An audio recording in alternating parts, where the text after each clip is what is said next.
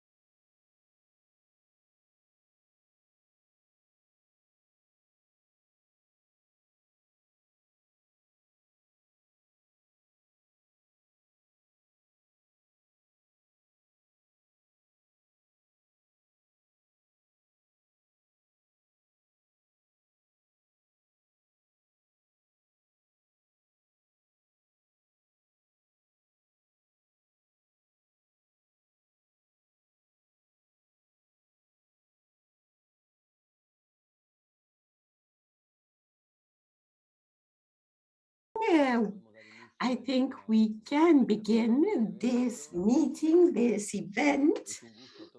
It is a pleasure to welcome you to the side event towards an inclusive and sustainable recovery in Latin America and the Caribbean, the 2030 Agenda through the lens of development in transition. We have Dr.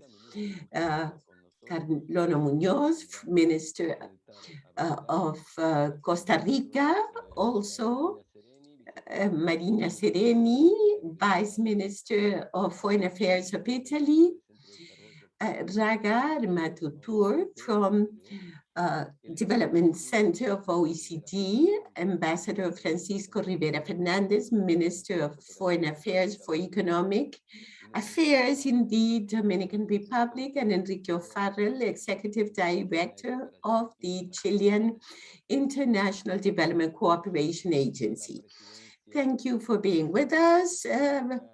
ECLAC from Chair of ECLAC in Costa Rica. It is an event in the week of TELPF. It is one that promotes development in transition, but without further ado, I would like to welcome you on behalf of ECLAC and to our partner, President of Costa Rica. Thank you for the collaboration, for that support to ECLAC from your chair in the last years. It has truly been excellent. And so now I recognize Arnoldo Andre Tinoco, who is the Minister of Foreign Affairs of Costa Rica. Arnoldo, you have the floor. Good morning. It is a pleasure to be here, dear Mario. Timoli, Secretary of ECLAC, dear colleagues, ministers, vice ministers, distinguished panel members. It is an honor to be part of this reflection area within the framework of the Political Forum of Sustainable Development. And with this, we address the specific challenges of the region and adopt collective solutions from a critical and constructive approach. It is an honor to share this space with such outstanding panelists on behalf of Costa Rica, and being the host country, the chair of the South-South Cooperation of ECLAC, the economic and social effects of COVID-19 pandemic globally evidence the imperative of shaping new roads, looking for regional partnerships and cooperation for development. The report of the Fifth Development Forum of ECLAC provides figures and indicators and shows the inequality and poverty striking Latin America and the Caribbean. In 2021, the region experienced a growth that was unable to overcome the drop of 2020. And this year, GDP is slowing down in a framework where there are less fiscal resources, inflationary pressures, increase of interest rates, and greater volatility, monetary and financial uncertainty. Once the pandemic impact is absorbed on the Latin American and Caribbean economies, it is evidence that the GDP drop was one of the highest worldwide. Whilst in the world, the average GDP drop was 3.2%, in Latin America and the Caribbean, it was of 6.8%. Same thing happened with the impact on employment. Whilst in 2020, in developed economies, employment dropped in 3.7%, in Latin America and the Caribbean, it was 9%. The reduction of investment levels, the reduction in productivity, 48% of informality in the region, inequality of poverty in a context of exclusion, really provide us with an alert so as to act in sync with sustainable development goals in order to close the economic and social gaps of the region. The report also reveals critical data in digital gap. According to the document, 1/3 of the inhabitants of the region have limited or zero access to digital technologies given their economic and social situation. This limits the access of those vulnerable populations to better opportunities. For economic recovery to be truly real, the investment needs to be systematic and aligned with sustainable development and consider mitigation of climate change. If we don't want to compromise the development of present and future generations, we need a coordinated action, greater access to financing and international cooperation. In our region, the majority of countries are classified as middle-income countries. And in spite of having achieved progress in development, still we are lagging behind in several areas that the economic picture does not evidence. Therefore, we need to consider other indicators beyond the GDP, per capita GDP, in order to really measure development of countries. The present post-pandemic situation calls for comprehensive solutions in the region with new criteria that will go beyond the development approach of countries. It is urgent to have a measurement alternative for middle-income countries and upper middle-income countries, establishing a new narrative recognizing the needs that we face in international cooperation, non-reimbursable. Costa Rica is convinced that a multidimensional concept of sustainable development is the vehicle that can collaborate with demands in order to reduce the structural gaps of our countries. This proposal needs to be aligned with the achievement of 2030 agenda objectives of the UN, placing persons in the center to be universal and transformative, and designed to eradicate poverty in all forms and dimensions. Costa Rica, in this new administration starting May of this year, is committed to develop actions for sustainable development in order to improve the quality of life of most vulnerable populations with a robust green agenda, reducing the digital gap and actions to guarantee digital governance and transparency, and actions that will see very timely to the needs of rural, indigenous, and coastal peoples of our country.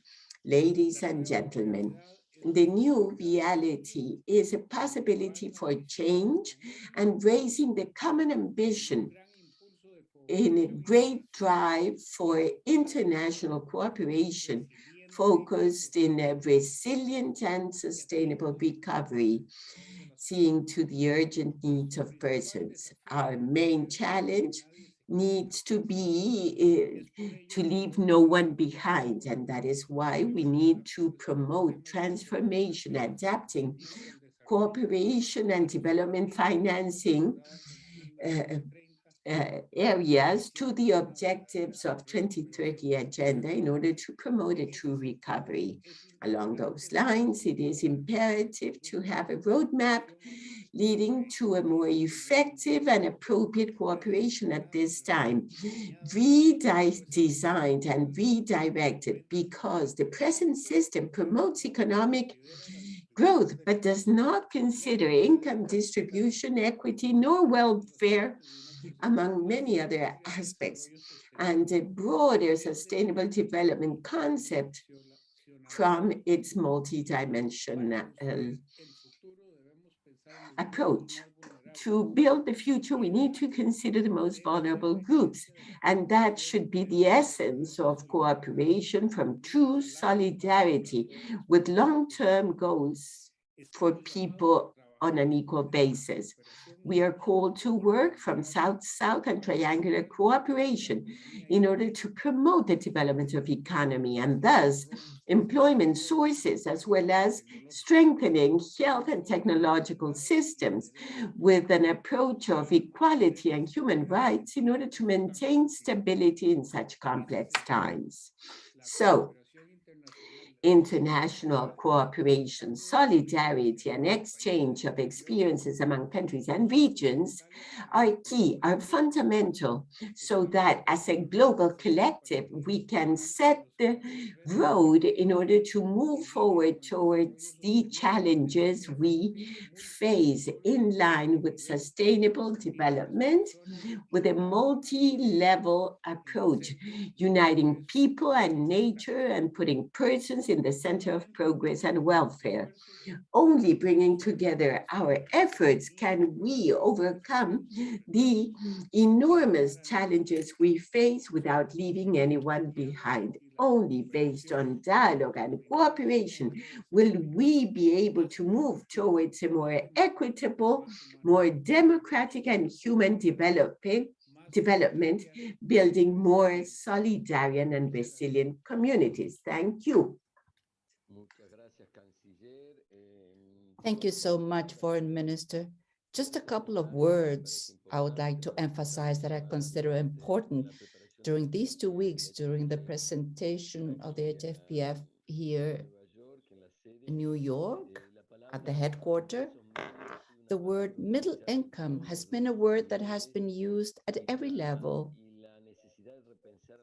and the need to rethink cooperation was an imperative, very often expressed, and this with the top authorities of the United Nations, but also in front of the whole system. If one thinks about the task that has been carried out with Europe and with our partners of the Development Center and with many agencies of cooperation in Latin America, and with the strong positioning of Italy and Spain in this matter, the issue of middle income, which for us has been redefined as development in transition, because we don't think it's an issue of levels, but it's an issue of processes. That's in the agenda, and it is being discussed today more than ever. The topic of how we should have behaved and how we should behave in the next health crisis shows us that it's not just an issue that's important of the high levels of poverty, but it's an issue of middle development. The countries of Latin America with income and evaluations that lead us to be deserving of international aid leads us to the forefront.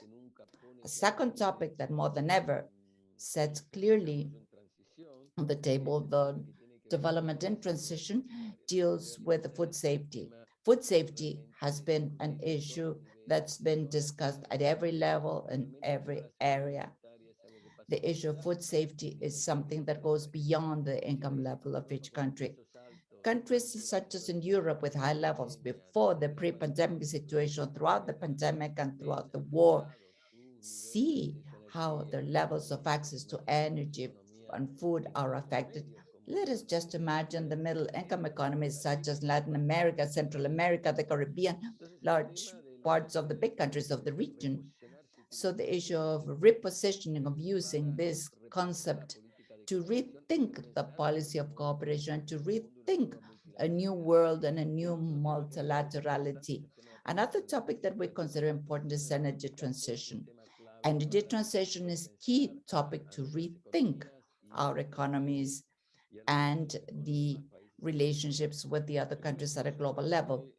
I would only like to say that Europe and other countries of the Europe are in the first line with the concept of a transitional development.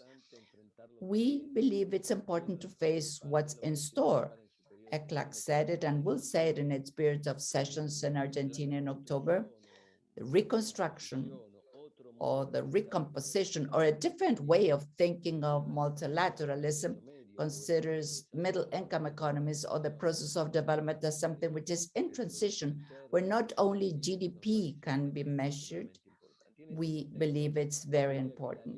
In that context, I would say that the partnership of Europe, Latin America, and Caribbean will play a crucial role and a role of understanding, particularly. That's what this concept is born. That's where this type of topic is put on the limelight. Why will it be important for the future? Because there will be a series of initiatives from today to the end of the year that will put Latin America very strongly towards a greater regional integration. The meeting of CELAC, the period of sessions of ECLAC, the Latin America Europe ministerial meetings, the debate of the work and access to medicine, the work and access to food, energy, disasters, climate change.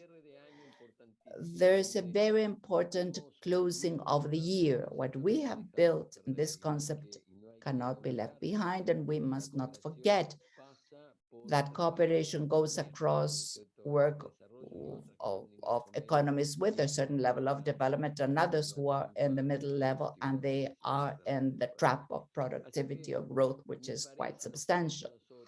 So we believe the presidents of Costa Rica and ECLAC to hold this important event. And the good news is that today this is a level at the assembly level. The speech of the Secretary Generals have said, and the Secretary of the TAG, the issue of the importance of the middle income is fundamental. I have to say that we must also take very strongly into account the Caribbean. And we, with the possibility we've been of being at the CARICOM meeting recently, there are middle income economies who are suffering the greatest environmental impact. It's hard to grow for them right now with the need of financing for development, which is brutal. So rethinking the economies of the region with a certain level of income, but with difficulty in development and hand in hand with international cooperation with other sectors may change the situation. We consider it fundamental. So we as ECLAC and with the chair of Costa Rica, and I'm certain with the chair of Argentina, and the foreign minister of Argentina, who is considered to speak at the end. And I believe that we will have a video at the end of the event from Juta. This is something that we have to go deeper, and it's a base of dialogue. So we must not leave this battle behind. We have to go on, persevere. We have great partners, and I'm sure that we can carry it forward very carefully. Without further ado, I will give the floor directly. Let's hope for Felix Ulloa to connect. I give the floor to Marina Sereni, Vice Minister of Foreign Affairs from Italy, and then Raga Amado Trill, who is the Director of the Center for Development of the OECD. Marina, it's a pleasure and tremendous pleasure to have you with us. Italy is always our partner and supporting our region. Marina, it's a great pleasure. Dear Minister Tinoco, dear Executive Secretary Cimoli, dear colleagues, let me start by thanking CEPAL and the government of Costa Rica for inviting me to take part in this high-level seminar dedicated to sustainable development in Latin America and Caribbean. During the last 2 years, the COVID-19 pandemic has emphasized imbalances and inequalities at a global level, not sparing Latin America and the Caribbean, a region where socio-economic gaps remain visible and serious. In addition, the war of aggression conducted by Russia against Ukraine is causing very serious consequences, which are transcending the European borders and are rapidly globalizing. The increase in the prices of raw materials, energy, basic necessities, in addition to a possible global economic crisis, is exposing us to growing risks, not least of a severe food emergency. Latin America and the Caribbean, unfortunately, are not exempt from this critical overview. Indeed, the countries of the region are beginning to feel the negative combined effects of the pandemic and the ongoing war in Ukraine. In this framework, collaborating and cooperating to mitigate the consequences of these two crises becomes also in Latin America and the Caribbean more than a commitment, rather a prerequisite in order to reach proper solutions. Let me assure that the European Union and Italy, one of the most active European countries in fostering and supporting relations with Latin America and the Caribbean, are ready to do their part. Italy is tied to Latin America and the Caribbean by a special relationship and a common heritage based on shared values of peace, democracy, rule of law, security, protection of human rights, and fair and sustainable development. There are deep cultural, political, economic, and social ties that bind us to the region and which we continue to strengthen, also thanks to the dynamism of the large Italian community residing in the region and the equally significant Latin America and Caribbean community residing in Italy. Thanks to this special relationship, we have built a growing partnership aimed at sharing problems and solutions to present and future challenges. Overall, our country remains committed to accelerating the achievement of the UN 2030 Agenda's Sustainable Development Goals for all. In this spirit, we have shaped the program of the Italian G20 presidency in 2021, devoting particular attention to the promotion of inclusive and people-centered policies, environmental protection, and sustainable economic growth. The same priorities were chosen for the 10th Italy, Latin America, and Caribbean Ministerial Conference, which we hosted in October 2021. The essential idea was to look at the themes of the G20 presidency from the Latin America and Caribbean perspective. Italy is committed to promoting a more equitable, sustainable, and resilient post-pandemic recovery. The development model we aim at points also in Latin America and the Caribbean to the transition to clean energy while at the same time leaving no one behind. At the G20 Energy Climate Ministerial, emphasis was put on the connection between energy production and global warming, placing the ecological transition at the center of environmental policies. The primary role of the renewables and the most innovative technologies was also highlighted, and for the first time, an action plan for smart, resilient, and sustainable cities was approved. Sorry. Leveraging the energy efficiency of buildings, zero-emission mobility, digital power grids, and nature-based solutions. Latin America and Caribbean regions have great potential for clean energy and very valuable experiences to share. The perspective for a green transition appeared to be comparatively more favorable than in other regions of the world. Sorry, I have to drink something.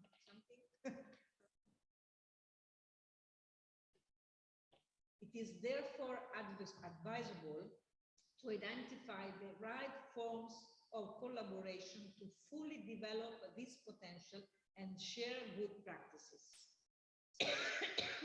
In this regard, in addition to public interventions, the private sector is the key to accelerate the green transition. Italy is active in Latin America with some renowned companies in the energy sector, which are investing in renewables, electricity grids, sustainable mobility, and green hydrogen. Life on land, gender equality, and partnership for the goals are the three key sustainable development goals to which Italy is highly committed in its development cooperation activities in the region. In this regard, the Italian Latin America Institute, ILA, represents a privileged partner and fundamental reference point in an area which we historically share principles and common values. Italy warmly welcomed the green agenda proposed by ILA and contributed to projects in various development sectors to face environmental degradation and climate change effects. I would like to conclude by highlighting the three elements of reflection that I see being strictly connected one to the other.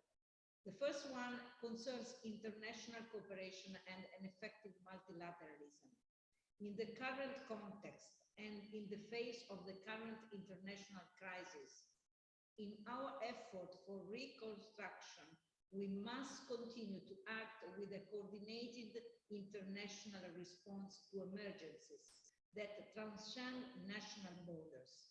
Only an effective multilateralism inspired by the guiding principles of the United Nations can in fact guide us in the right form to face common challenges. The second one is given by the relation between the European Union and Latin America and the Caribbean. Indeed, a relation of strategic importance both for Latin American countries and for the Europeans. Europe needs to be an active and reliable actor in such an important part of the world, keeping in mind that transatlantic ties go beyond the relationship with North America. Finally, a reflection that can probably be considered also as a wish. I really do hope that the near future will provide Latin American countries with a favorable situation in order to enhance, to reinforce regional integration. This is an essential condition in order to share and maximize individual strength and capabilities and give to the continent, to the region, the chance to raise up to difficult challenges ahead. Thank you very much for your attention. Muchas gracias, Marina. Gracias por tu intervención. Sí, aparte citando... Thank you, Marina.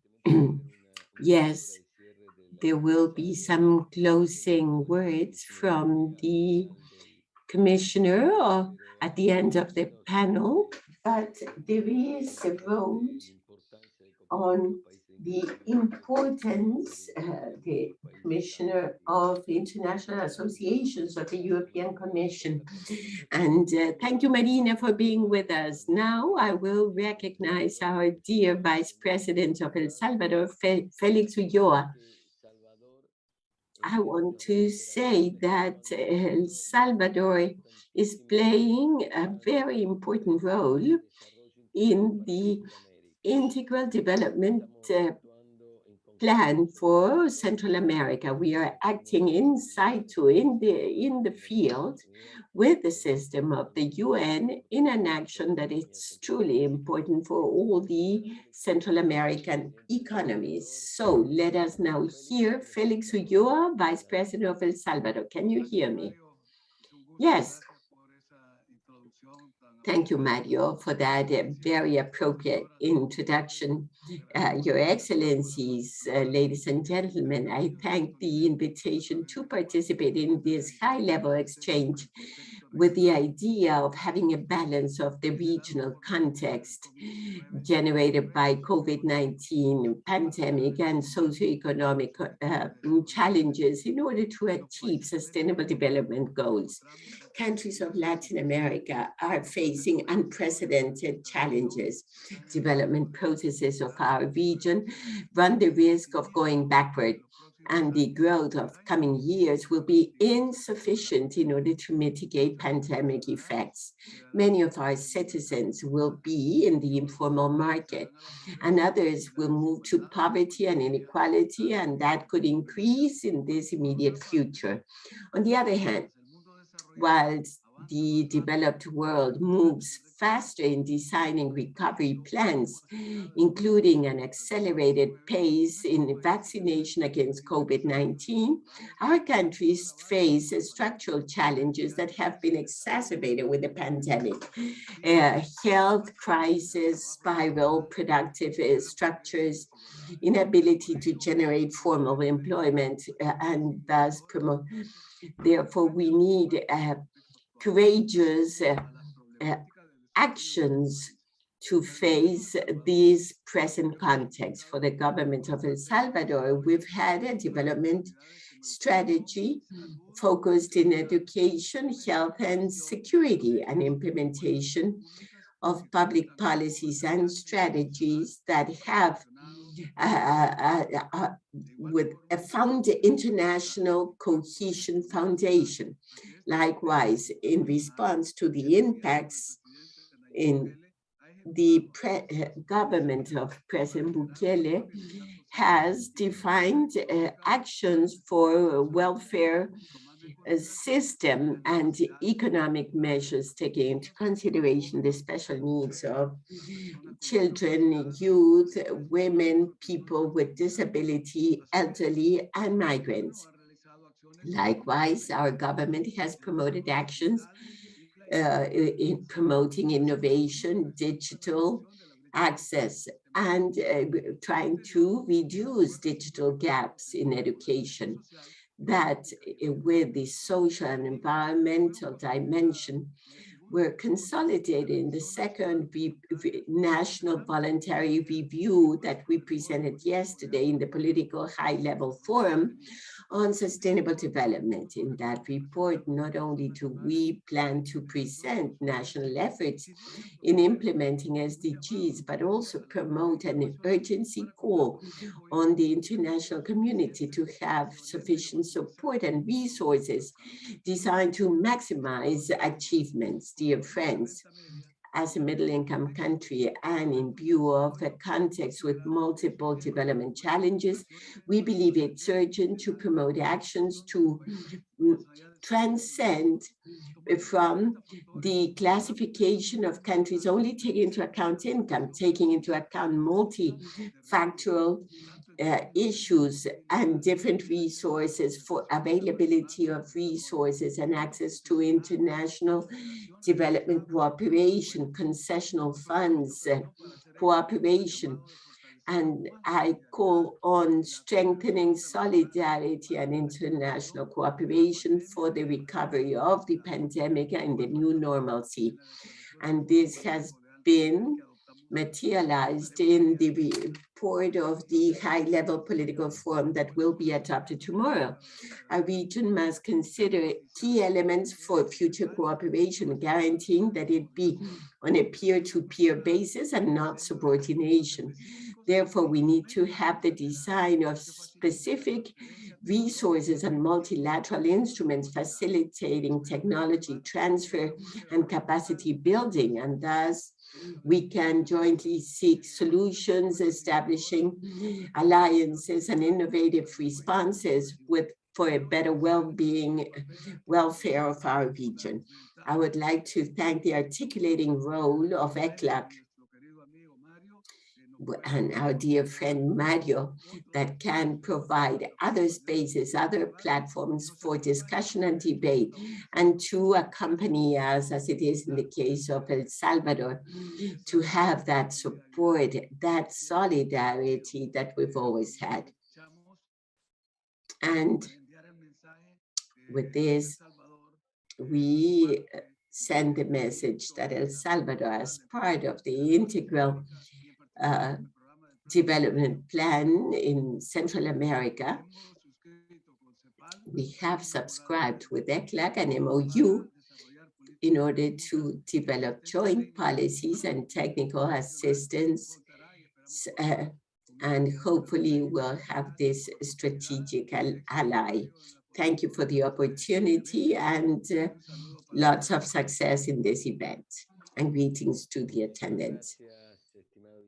Thank you, dear Vice President. It has been a true pleasure. I'd like to highlight one thing. El Salvador is considered a middle-income country, and it is one of the centers, strongest center of migration flows. It is where people are expelled, middle income, difficulty to reach cooperation for development resources, not only El Salvador, but all of Central America. So when we discuss rethinking, considering transition, not only measured by product, but by these social and economic processes experienced by each is key. It is difficult. This discourse not always reaches international organizations, but our task in HLPF is exactly that. So thank you, Felix Ulloa, Vice President of El Salvador. And now I give the floor to our dear friend Draga Madotir, Director of the Development Center of OECD. Draga, our partner, you have the floor. If you want to speak in English, there is interpretation. Go ahead, Draga. Thank you. Thank you very much, Mario. And yes, please, I would like to speak in English because my Spanish is very limited to very few words that are not maybe the most appropriate words here. But good morning, everyone, dear participants and dear fellow panelists, and special greeting to my good friend Mario Cimoli, to Minister Tinoco of Costa Rica, and also to Vice Minister Marina Serenio of Italy, whom I had the pleasure of meeting here in Paris last month at the OECD ministerial meeting. Thank you for our good cooperation there. Let me just start by saying a warm thanks to Costa Rica and to you and ECLAC for having organized this excellent event.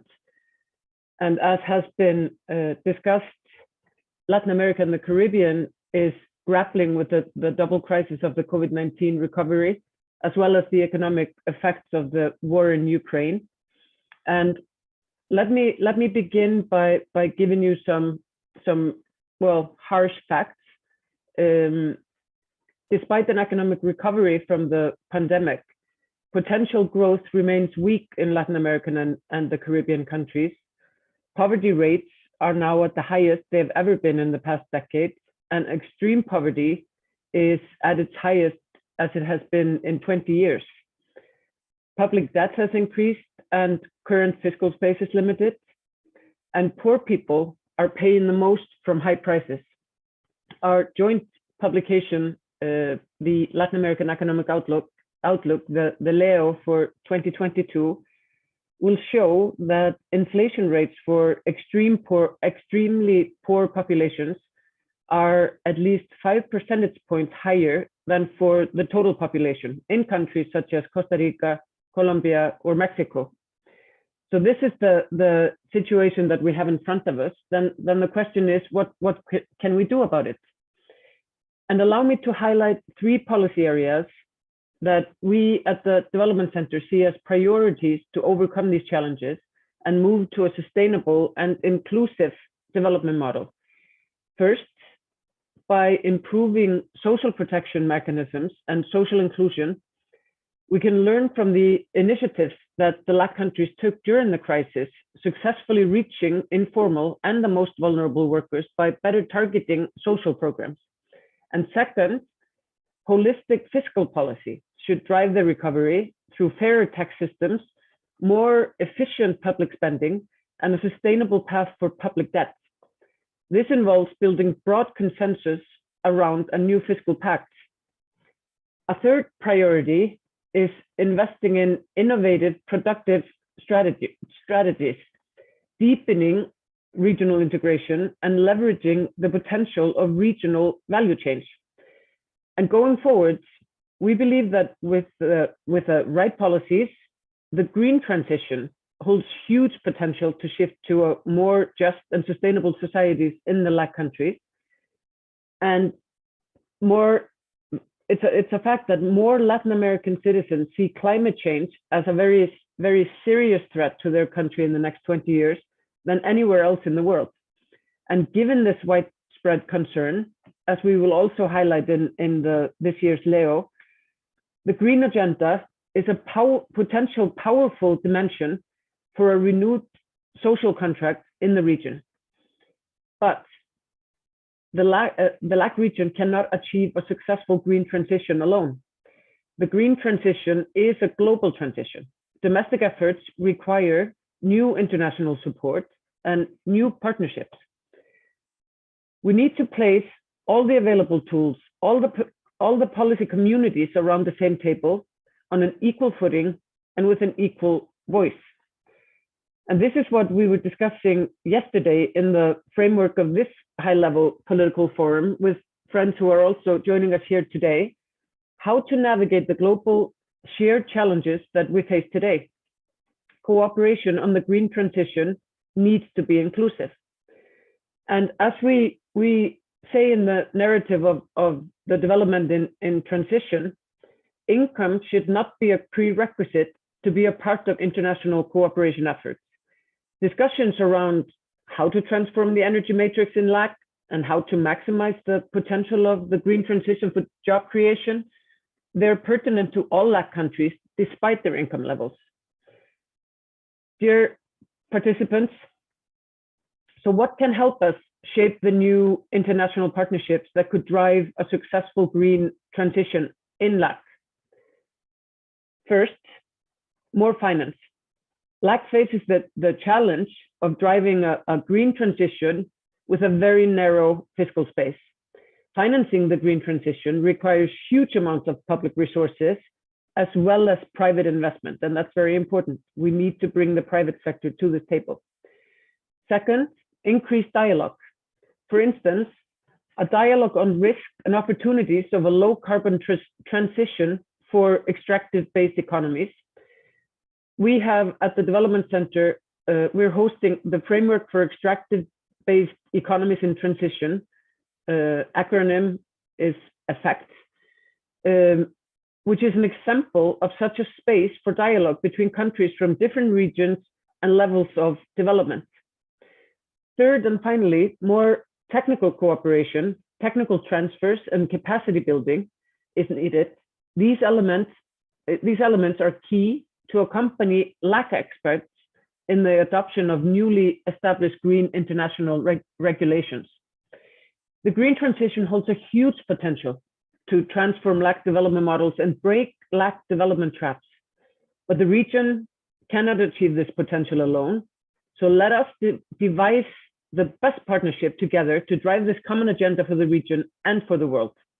I will stop here, and unfortunately, my dear Mario, I will have to log out, but I am pleased to let you know that our good colleague and Deputy Director of the Development Center, Federico Bonaglia, he is here online and will represent the Development Center after I leave. Thank you very much.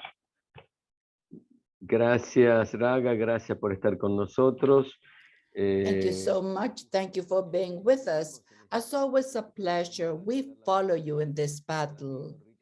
Before giving the floor to Enrique Farrell, I have to say this is one of the historical persons. He is one of the persons who started with the agency in Chile on this topic, and he insisted with the development center and with us. And today in Chile, even in the current government, this is brought up as an extremely important topic. So I'm giving him the floor because I believe that he can sum up the story of where we are and what needs to be done. Enrique, you have the floor. Thank you. Thank you so much, Mario. I'd like to start by thanking the invitation to participate in this event. Representing the Minister of Foreign Affairs of Chile, Antonio Rejola, who had to excuse herself from participating. And on the other hand, of course, greetings to Costa Rica with the Foreign Minister for organizing this event, and of course, ECLAC and Mario Chimele, its Executive Secretary. We have verified, and I would like to greet our distinguished panelists as well and authorities. We've seen that Latin America and the Caribbean has been one of the most affected regions by the COVID-19 crisis in human and socioeconomic terms. This presents historical challenges, particularly given the conditions of the most vulnerable populations. Likewise, we've seen that it is necessary to have a greater multilateral response and international cooperation to approach the needs of our countries, to approach the ever more profound crisis and to find the ways out that are needed. Chile is a country who is in transition to and development and transition, as most of the countries of Latin America and the Caribbean is doing. It provides and receives international cooperation. From Chile, we have supported from the very start the concept of development and transition. We've done this through dialogue among the countries of Latin America and the Caribbean with ECLAC, with the European Commission and the member countries, and also naturally with the Development Center of the OECD. Development and transition is a framework for analysis proposing the establishment of the multidimensional nature of the needs of development for the implementation of the 2030 Agenda of Sustainable Development and SDGs. So it's applicable to every region, every country, regardless of its income level. This approach, as has been mentioned, considers that the development process is not linear. It's a continuum aiming to overcome the structural barriers and the traps of the middle and high income countries where most of the countries of the region are in Latin America and the Caribbean. It questions the insufficient unidimensional measurement exclusively based on GDP per capita that for several decades and still to date determines which are the spaces for international cooperation and the eligibility in multidimensional complex processes. We are worried by this because as of today, in spite of the COVID, in spite of the international conflicts, we see everything seems to indicate that at least in the Committee of Aid for Development of the OECD, it's business as usual, which needs to be changed. The development traps that we face in Latin America and the Caribbean, and economic, social, environmental, are more profound. They have been worse. They've been here before, but they're worse now. Not only because of the sharpening of problems such as poverty and unemployment, but also causing difficulty for capacity building, capacity to carry on the process of changes and innovation, technologies and knowledge. And this is particularly relevant in the case of the countries whose per capita income increased in the recent decades, but still present significant vulnerabilities on the path to sustainable development. 7 countries in our region have been graduated on the basis of the current unidimensional criteria in terms of international aid. And following this rationale, most likely in the coming years, more countries of this region defined as middle income. I will put the quote because, as Mario said, I believe that we should start from as a region with development in transition. But in any case, unfortunately, more countries will join that higher income level. So following this rationale, there will be more graduations. Upon graduation, the middle high income countries lose access not only to the flows of aid for development, but also to other types of funding provided in preferential conditions, and also to technical cooperation opportunities of training of human capital. For that reason, jointly with our partners and all this, which are not only ECLAC and the Development Center, but also European Union and many European countries, but also from the Latin American region, ever more, thank God, we have proposed to rethink and reorient, and the development fund must substitute the process of graduation by a process of grading. So the grading adopts a gradual approach different from the graduation, combining flexible public and private funding mechanisms for all the countries based on the capacity of a country to mobilize resources internally and externally, and their capacity to contribute to the global and world goods, and with a strong diagnosis of the challenges to be faced. This requires not only new metrics and indicators of well-being, but also new players, new tools and modalities, including South-South cooperation and triangular cooperation that will permit implementing international cooperation and adapting it to the new and the changing regional concepts. From the standpoint of Chilean cooperation, we've tried to convert gradually the development and transition into action, development for action. And to that end, for several years, we have promoted what we call associations for development. And these associations for development have been developed with several partners, but basically with the European Union, and even more forcefully after the European Consensus on Development, and after that international partnerships of the European Union established new mechanisms for the development and transition. Chile has a fund jointly with the EU co-funded in terms of mutual benefit and equal contributions, as should be a fund for development in transition, which is operational right now and working with areas which are as relevant for cooperation such as the development of green hydrogen, for example, between both regions. These are issues that should not be subject to the per capita income and should not affect the eligibility of the countries to participate. So the question, there's much more to say, but what I would like to give are two messages. First, we believe that Latin America, the Caribbean, should speak with a single voice. We are weak if we speak in a fragmented way. In terms of numbers of aid for development, it's small, 5 to 6%. So I believe that international cooperation is one of the areas that are more prone to advance in international cooperation. So the question is what to do. And what to do is something we need to work amongst the countries, but with a set of players, and the leadership of ECLAC is fundamental. That's why our agency has an agreement with ECLAC, and we have agreed that in the coming months and throughout the next year as well, we will develop an agenda of meetings, regional meetings with groups of countries of the region, to precisely move in a technical discussion on the focus for development that are best suited for the region in the global context of change and shared goals. We will not do it only with ECLAC, the Development Center of OECD is a fundamental player, and together we will summon the countries per groups, because we want to advance in small groups and we want to cover the whole Latin American Caribbean region, to propose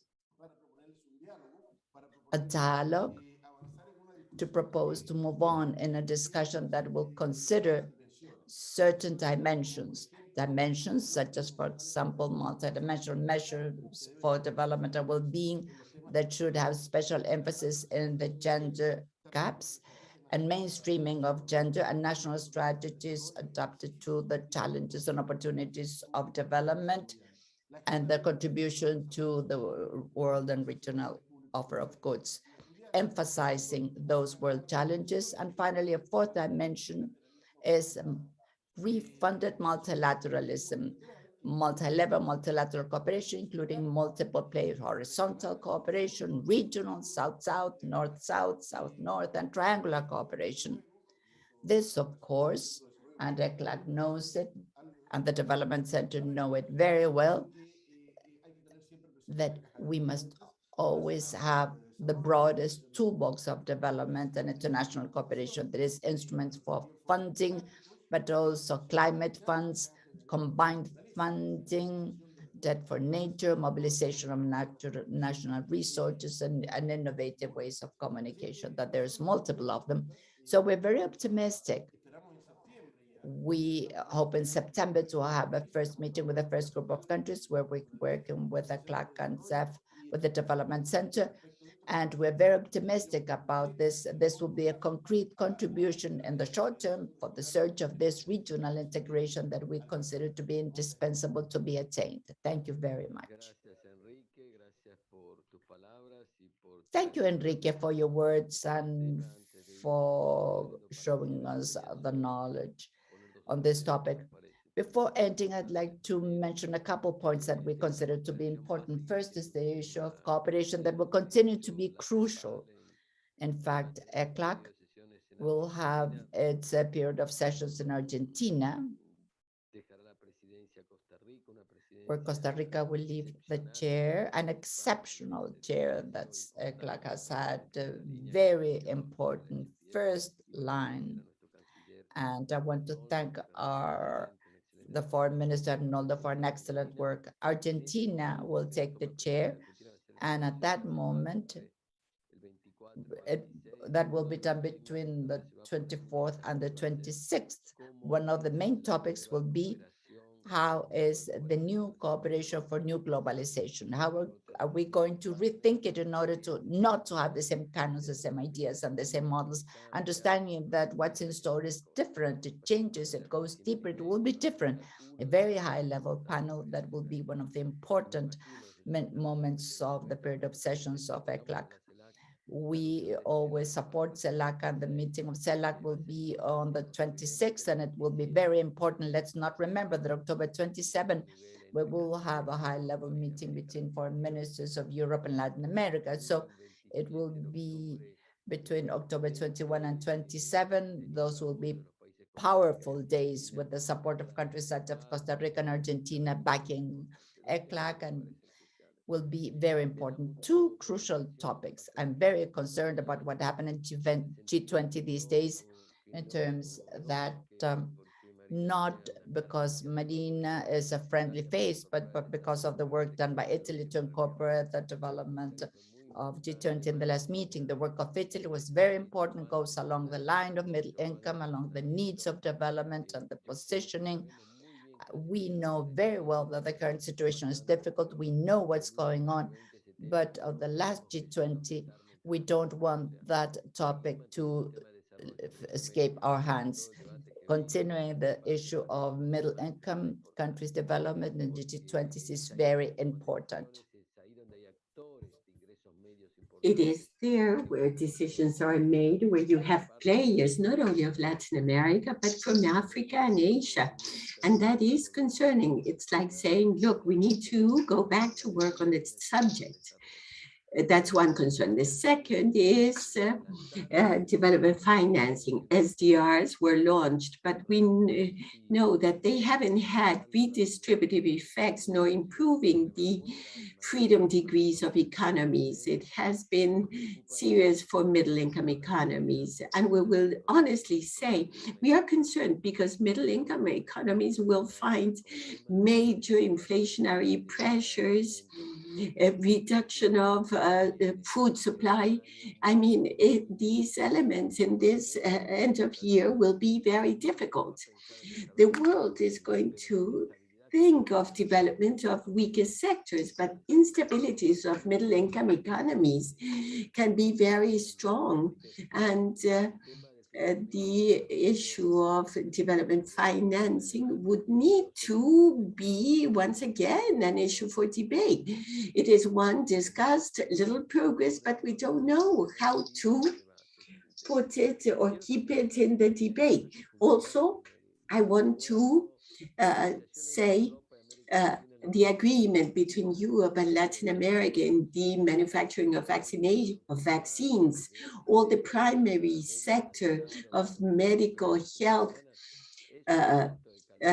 system launched by the EU. It is a quantum leap, not only for resources, but for technological cooperation, enterprises, sectors. There are things that are working.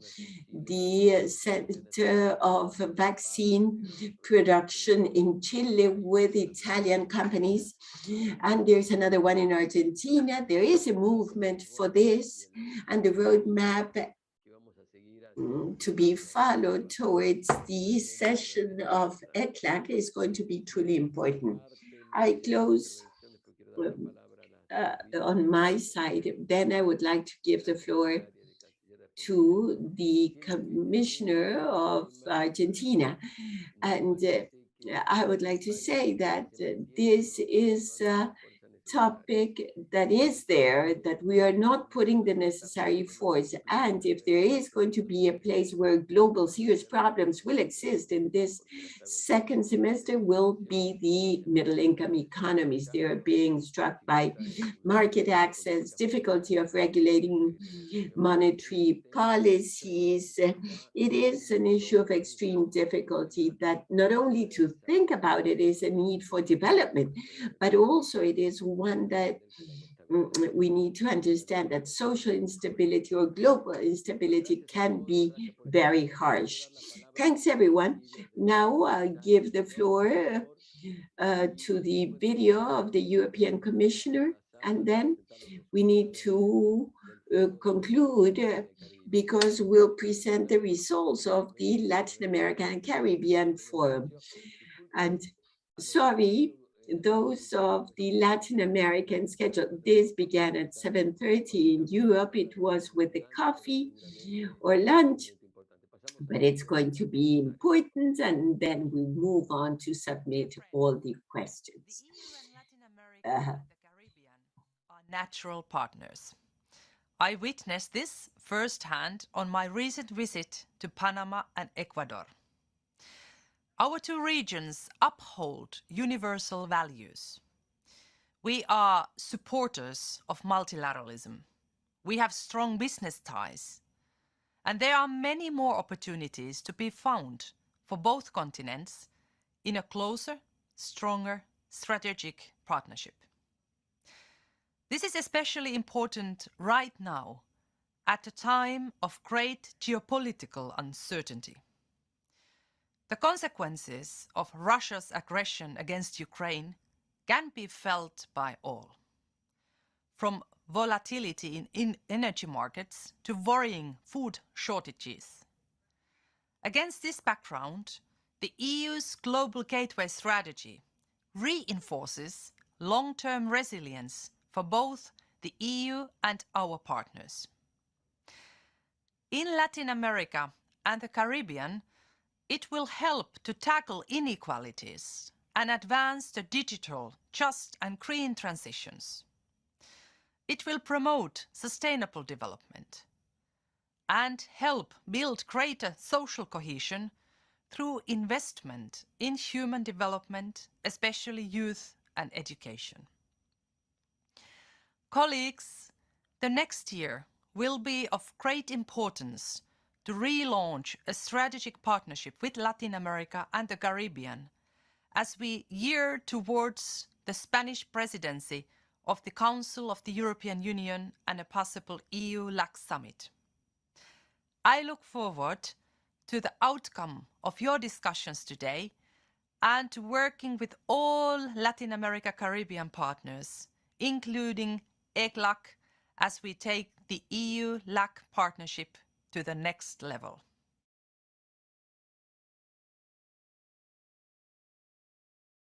Que para el cierre, si no hay intervenciones, daría la palabra al So canciller. now for closing, I would give the floor to the Foreign Minister of Argentina.